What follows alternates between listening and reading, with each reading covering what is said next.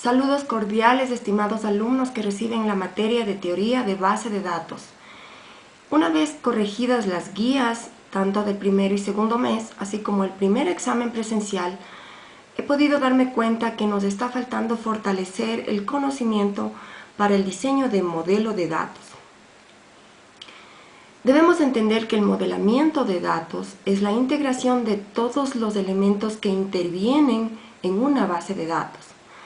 Para ello, hay que comprender primero los requerimientos. En la vida real los requerimientos nos dan el usuario, el dueño de la información, quien nos relata, nos explica lo que hay que hacer, las necesidades que tienen de automatizar. Mientras estudiamos académicamente, estos requerimientos vienen descritos en textos. Estos textos deben ser bien comprendidos, leer y releer hasta comprender qué hay que hacer. Una buena práctica es hacer una lista de los principales sustantivos y sustantivos secundarios, así como los principales verbos. ¿Por qué? Porque los principales sustantivos bien podrían ser las entidades y los sustantivos secundarios los atributos. Los verbos pudieran llegar a ser las interrelaciones entre las entidades. Pero antes del modelamiento de datos, debemos conocer la base conceptual de lo que significa cada elemento. Por ejemplo, una entidad es un objeto que tiene la información relacionada íntegramente a este objeto. Por ejemplo, la entidad persona, que tiene todos los datos relacionados a esta persona, pudiendo ser el estudiante, el profesor, etc. Sus datos son el número de cédula, apellidos, nombres, fecha de nacimiento, la dirección, etcétera, etcétera. Es decir, un objeto que tenga su vida propia en el esquema que estamos tratando.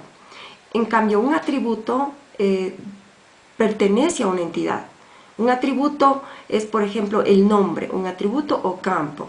Este atributo no podría ser una entidad porque no tiene su propia información para sobrevivir en este esquema que estamos tratando. En cambio, una interrelación es la asociación de una entidad con la otra. Y de aquí el concepto de cardinalidad. La cardinalidad entre las entidades significa cuántas veces una entidad está vinculada con la otra entidad. Pongamos un ejemplo. Si yo digo entre la entidad estudiante y la entidad materia, ¿qué tipo de interrelación existe? Analicemos primero. Un estudiante puede tomar en un periodo de tiempo varias materias. Por ejemplo, la materia de matemáticas, computación, comunicaciones, etc. Asimismo, la materia de matemáticas puede ser tomada en el mismo periodo por varios estudiantes. La interrelación, por tanto, entre estudiantes y materias es muchos a muchos. La cardinalidad entre las dos entidades es muchos a muchos. Significa que una materia está vinculada a más de un estudiante y un estudiante está vinculado a más de una materia. Comprendiendo ya el qué hay que hacer, comprendidos los requisitos, pasamos al diseño lógico de base de datos, del modelo conceptual que acabamos de analizar al modelo lógico. Para el modelo lógico hay varias metodologías. Una de las metodologías que estamos utilizando, que es la más común a nivel mundial, diría yo, es el modelo entidad-relación. El modelo entidad-relación no es más que el modelo a base de diagramas donde se integran todos los elementos. Este modelo podríamos hacer escrito, manualmente, con la técnica que explica el modelamiento de interrelación, o por supuesto utilizando herramientas adecuadas, llamadas las herramientas case, software adecuado para que nos ayude a diseñar. Existen varios.